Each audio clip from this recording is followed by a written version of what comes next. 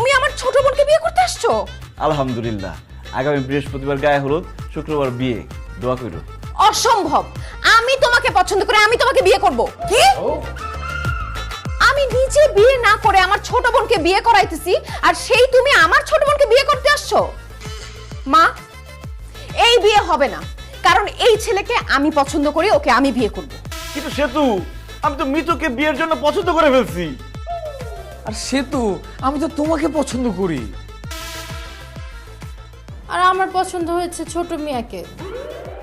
বড় মিয়ার সাথে আমার বিয়ে না হয়ে ছোট মিয়ার সাথে আমার বিয়ে হলে ভালো হইতো। না মিতু, বড় মেয়ে তোমাকে পছন্দ করছে, তোমার বিয়ে বড় মেয়ের সাথেই হবে।